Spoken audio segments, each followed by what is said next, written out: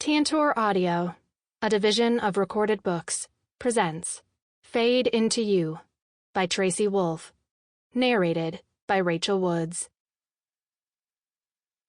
Chapter 1. Jesus, he needed a fix. He wasn't supposed to want one. Had, in fact, just spent 10 weeks he could ill afford, and $200,000 that he could, making sure that he wouldn't want one.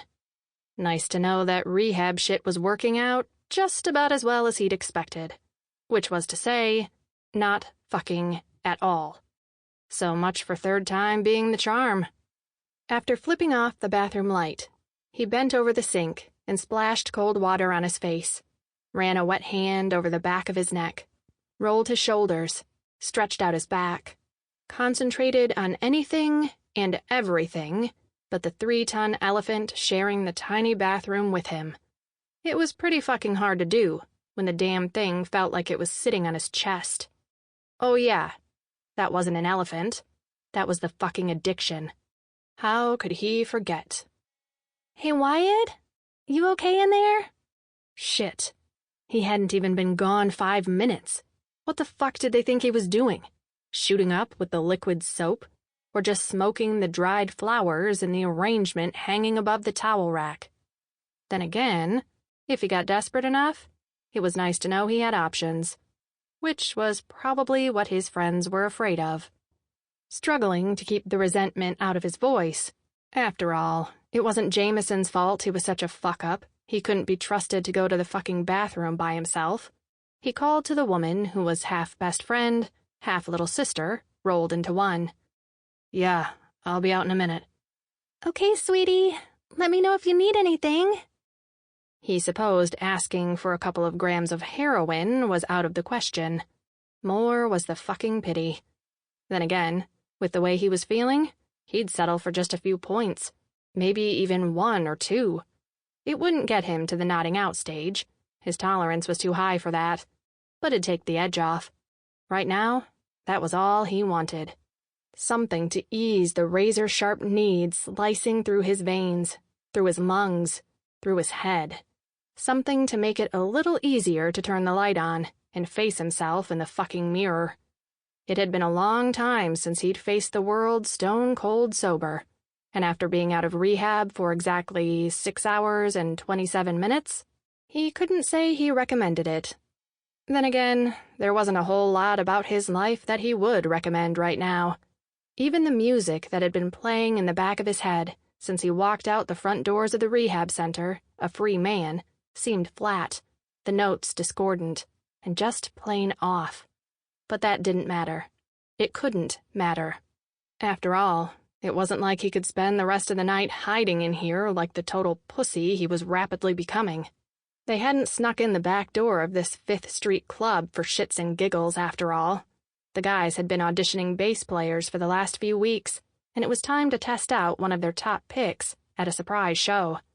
Time to test him out, too. Time to see if he still had what it took, now that he was a sniveling, sober mess. Not that any of the guys would put it that way, or even so much as mention that this was a kind of audition for him, too. But how could it not be? After the shit he'd put them through the last few years, it was a fucking miracle they hadn't decided to replace him right along with Micah. God knew their management and label would probably have thrown a fucking parade if they had. But the remaining shaken dirty guys were nothing if not loyal. And since he had no plans to fuck either Ryder's or Quinn's fiancé, like Micah had Jared's, it didn't look like they planned on turning their backs on him anytime soon. He was grateful for that loyalty, even if he didn't feel like he'd done anything to deserve it, especially in recent months. The noise in his head was getting too loud, the recriminations and the sorrow too clear, so he turned the faucet back on and splashed water on his face again, and noticed, for the first time, just how badly his hands were shaking. If he didn't know better, he'd think the DTs had gotten a hold of him again. A second knock came at the door, and fuck it. Just fuck it. He was getting the hell out of this bathroom. Now. Before all of Shaken Dirty decided to take up a residence in here with him. "I'm coming," he said, grabbing a paper towel from the dispenser, and dried off. Then he took a deep breath, put on his fucking game face, and yanked the door open with way more force than was warranted. There was a part of him that'd been expecting the whole band to be in the hallway waiting for him, looking him over for new needle tracks or blown-out pupils. But in the end, it was just Jameson waiting, doing her level best to pretend she wasn't checking up on him. "Sorry to rush you," she said with a grin.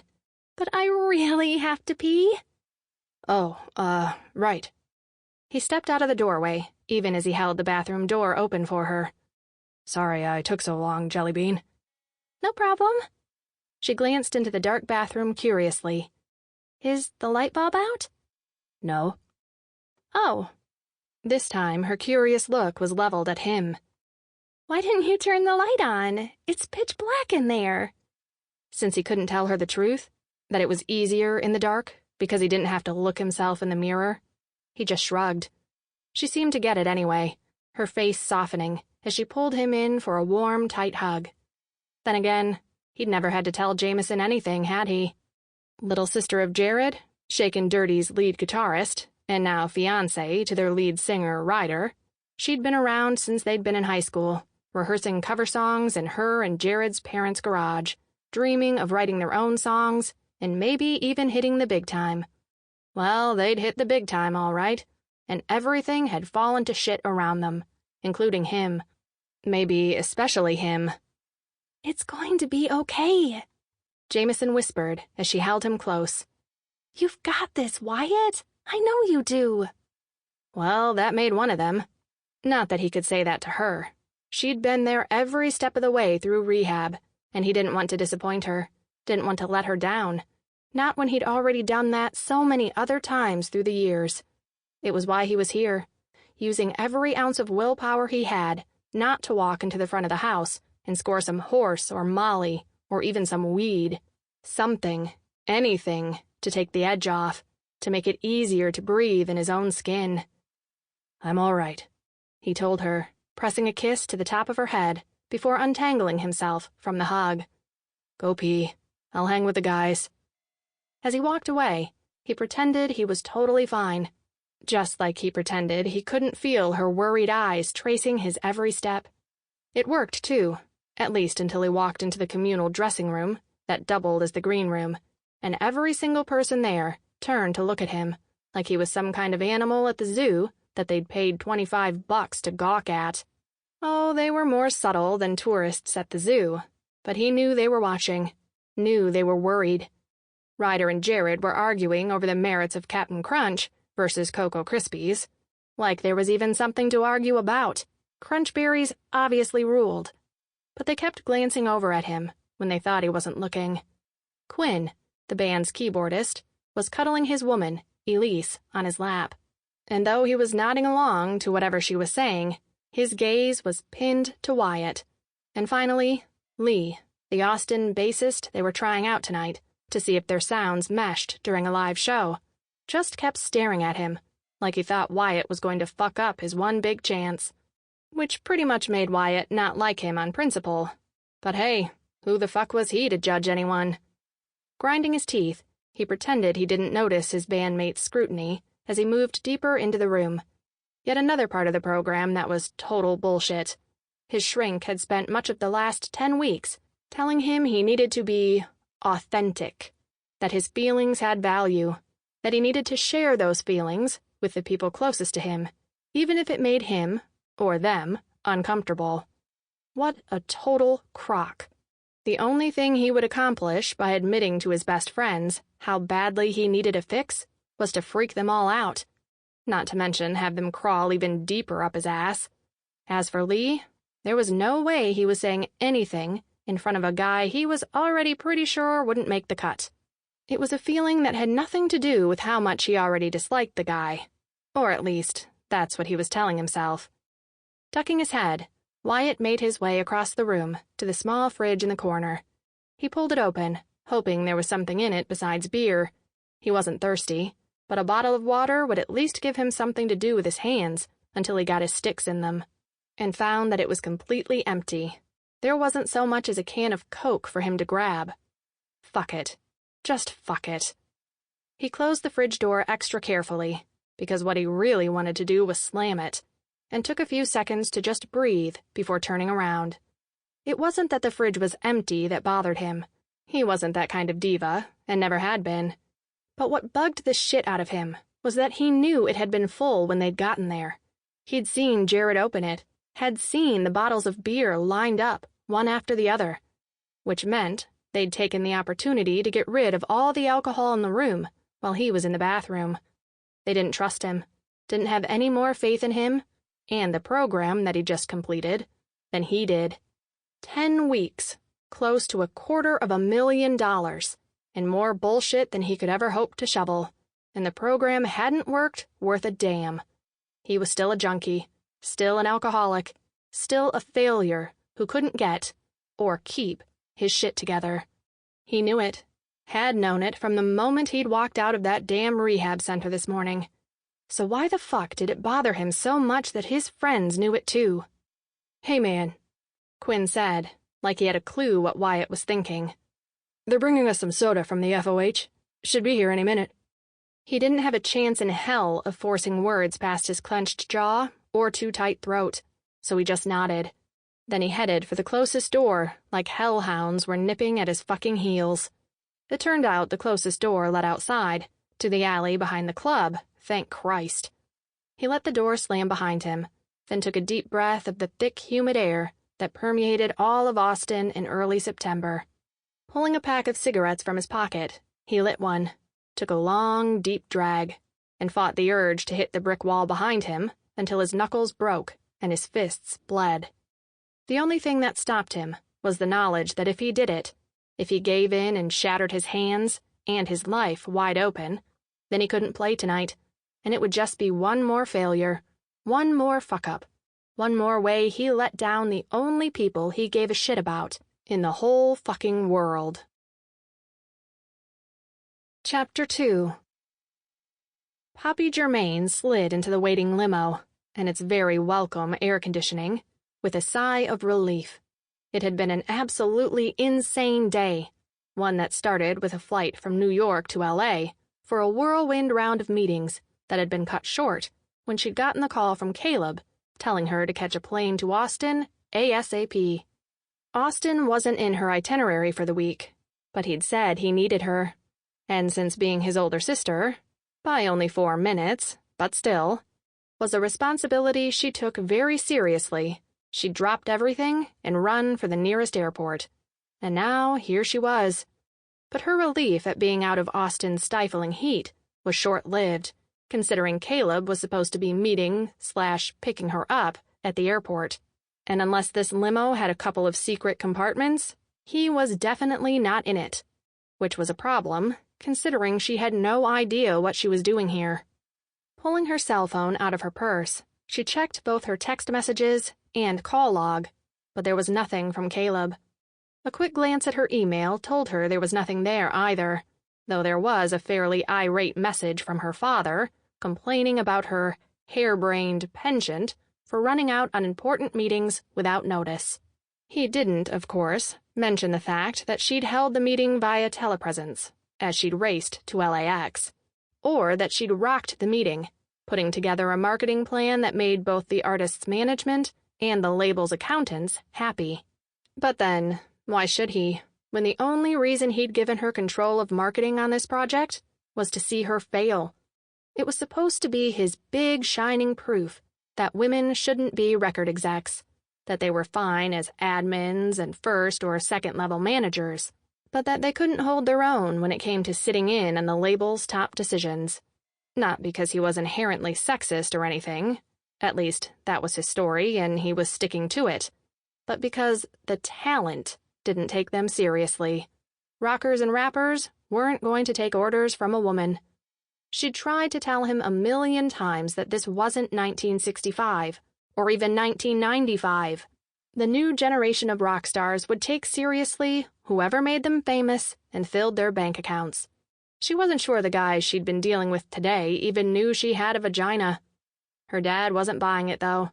No daughter of his was ever going to run a record label. No, that was going to be Caleb's job.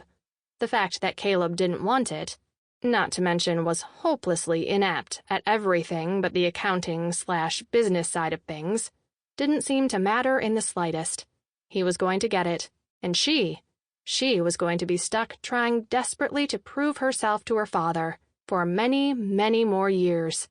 Since dwelling on it only depressed her, she shoved thoughts of her dad out of her mind and concentrated instead on trying to figure out what the hell was up with Caleb. Glancing around impatiently, she was just thinking about getting out of the limo. Maybe she'd taken so long getting her luggage that he had gone into the airport looking for her, when the driver pulled smoothly away from the curb and into traffic. What the? Punching the intercom button, she told the driver, "Wait, we're still missing one person. My brother is supposed to meet me here." "According to my itinerary, you're my only passenger." That didn't make sense. "That's not possible. I don't even know where we're going." She was so going to kill Caleb when she got her hands on him again. "I was told Antone's on 5th Street. Is that not right?" The driver didn't sound particularly worried. Antone's? They didn't have anyone playing there tonight, did they? She checked the schedule of artists and gigs that she updated every week and checked it. Nope. Nothing scheduled for Antone's that she was aware of. Still, Caleb wasn't known for sending her on wild goose chases. "No, Antone's is fine," she told the driver. "Thanks." Then she pulled her messages back up again. Still no texts, and no phone calls. What the hell was Caleb up to? Googling Antone's website on her phone, she scrolled through their appearances list. There were a couple of good bands on there this month, bands she'd been keeping an eye on, but she'd never heard of the one they had scheduled for tonight. Fly by Night. A quick Google search showed they didn't even have a website. Weird. There were no reviews online. Nothing. She started to dig deeper, but then a text message from Caleb finally came in. The dick. Caleb. "Hey, Soda Pop. Thanks for saving my ass." Me. "I haven't saved anything yet. What's going on?" Caleb. "This is your shot." Me. "Unless you mean tequila, I'm pretty sure I don't know what you're talking about." "Shakin' Dirty's auditioning a new bassist at Antone's tonight in a pickup show that nobody knows about." Holy shit! Shakin' Dirty? There, Fly by Night? Excitement roared through her, had her hands shaking, and her heart pounding out of control. She'd been a fan of Shakin' Dirty from the very beginning, had been the one to bring them to Caleb's attention when the two of them were still in college, so that he could convince their dad to sign them, since she knew there was no way their father would take the recommendation from her. When they'd gone big, she'd celebrated with Caleb, and when they'd gone huge, he'd told her father that she'd been the one to pick them out, the one who'd insisted he listen to them. And her dad had still given all the praise to Caleb. No surprise there. Of course, when shit had gone bad and the band had nearly imploded a few months ago, he'd been right there ready to point the finger at her. He was great like that. Caleb had tried to stop the witch hunt, but no one talked Bill Germain into, or out of, anything once his mind was made up. So she hadn't protested the castigation or the bustin' rank that came with it, because the last thing she'd wanted was their father's shit to land on Caleb. But it had been a bitter pill to swallow. Shakin' Dirty was far from the first band to suffer from infighting and drug abuse, and it wasn't like she'd been allowed to have anything to do with them once they were signed anyway. That had been everyone else's job but hers. And now Shakin' Dirty was back, ready to play? 2.5 months didn't seem long enough for them to really get their shit together. Or more precisely, for their drummer to get his shit together. Me. Wyatt's out of rehab? Caleb. Yeah, got out this morning. And he was playing tonight? God knew things moved fast in this industry, but this was supersonic. Me. How is he? Caleb. I don't know. That's kind of what today's about. Gauging that and checking out the new bassist. Me. They found a new bassist? Who is it? Caleb. They're auditioning a new bassist, and it's Lee Marcos from Firestarter. He's good. Yeah. But not right for them. You haven't even heard how they sound together. Doesn't matter. His fingerings aren't good enough to keep up with Ryder, or even Jared. He's going to look like an amateur up there. Yeah, well, we'll see. Also, this is the start of a 3 to 6 month gig. For Lee? That was a disaster if ever she'd heard one. Caleb. No. For you. On top of my regular duties, Dad's put me in charge of babysitting Wyatt for the next few months, making sure he stays out of trouble. My chance to prove I can handle the talent, he says. But since we both know I can't, I'll take over whatever duties of yours I can for a while, and you take over shakin' dirty. At her brother's words, Poppy's heart went from pounding too hard to nearly exploding. This was what she wanted, what she'd always wanted. A chance to work with the talent, to use the power of the record label to help them get everything they wanted, while proving to the label, to her father, that intense cooperation with the artists could be profitable for everyone. But still... Me. You want me to babysit Wyatt Jennings? Dad will flip. Caleb. Not if he understands it's the only way. Wyatt knows me, and I guarantee he'll figure out I'm a babysitter from the word go. And trust me, that I'll just mess him up more. Me. So tell him you're there for something else. He doesn't have to know you're babysitting him. Caleb. He's an addict, not an idiot. He'll see right through it. But Dad keeps you away from the top-shelf talent. He doesn't know you. Meaning what? You want me to lie to him about who I am? That's exactly what I want you to do. It's the only way this will work. I don't want him to think we as a label don't have any faith in him, which is why I've set up a whole identity for you as their new social media consultant. You'll be documenting Shakin' Dirty's journey from broken band to their first ever stadium tour, which kicks off at ACL in October. You'll be with them at least until November. You can thank me later. Thank you? I can't be away from the office until November. Sure you can. I've got it handled. Again, Dad will freak.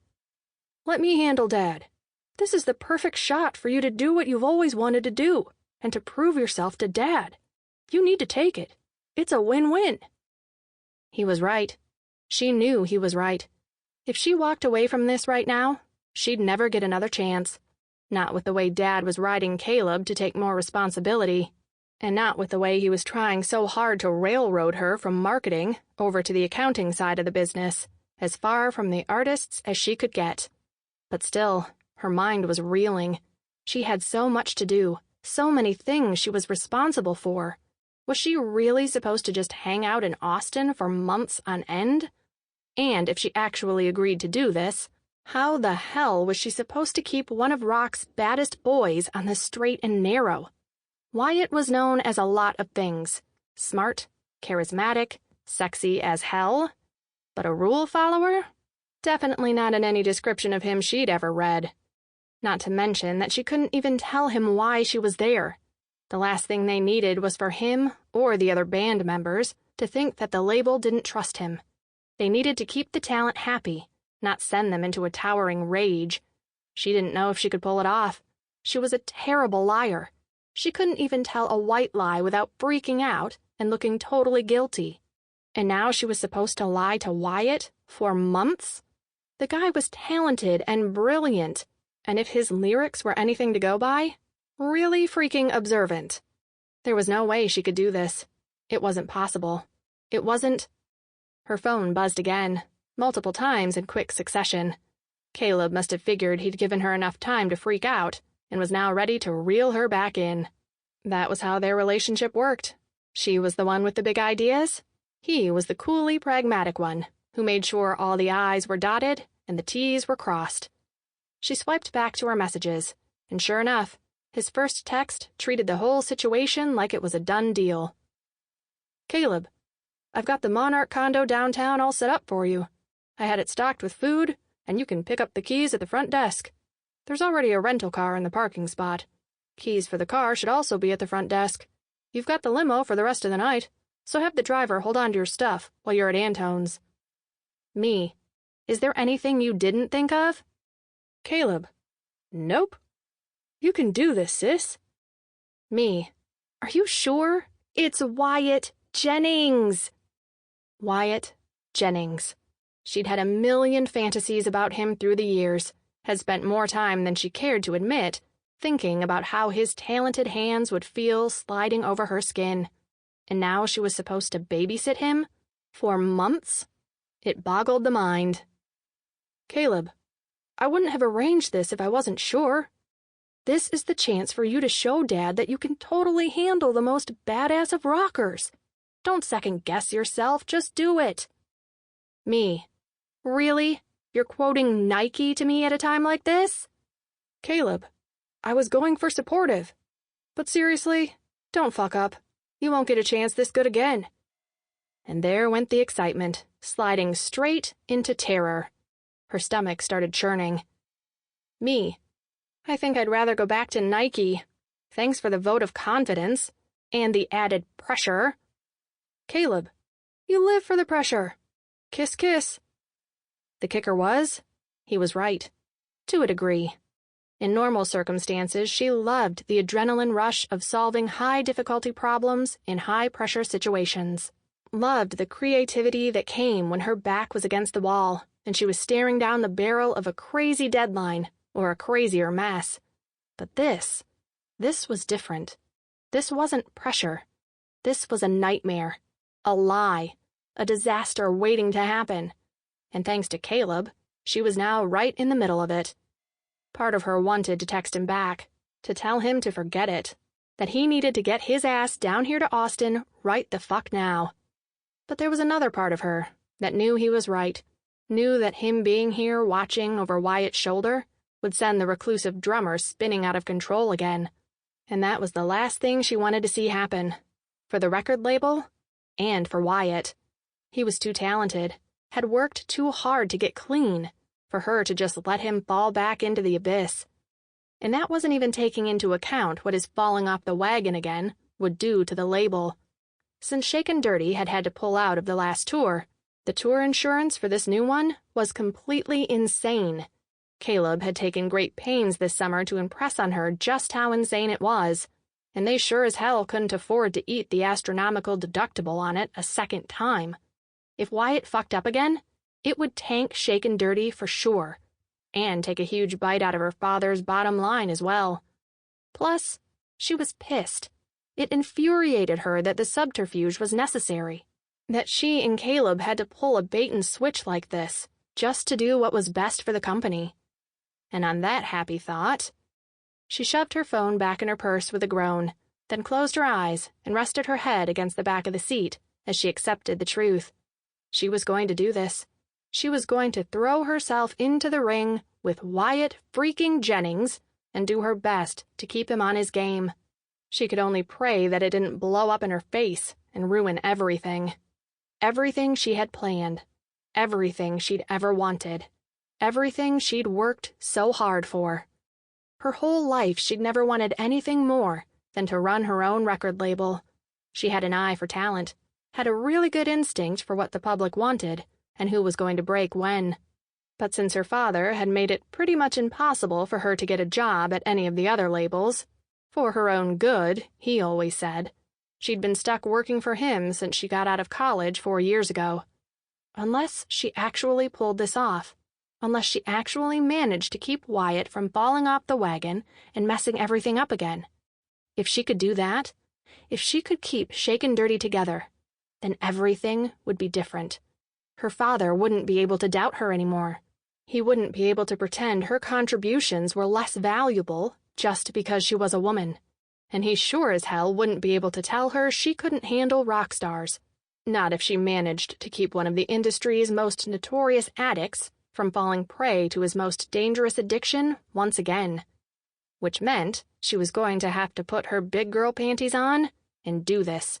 She was going to have to lie to the band and figure out a way to keep Wyatt occupied and sober and out of trouble. Plus, she was going to have to do all this while also spying on the bassist auditions, because there wasn't a chance that Lee was going to measure up to the talent the rest of Shaken Dirty displayed. And since there was no way in hell she was going to let them pick a subpar bassist, she would have to find a way to solve that problem too. Yeah, no pressure at all. For a moment, she considered asking the driver to pull into the nearest convenience store so she could stock up on Cherry Garcia ice cream. Sample complete. Ready to continue?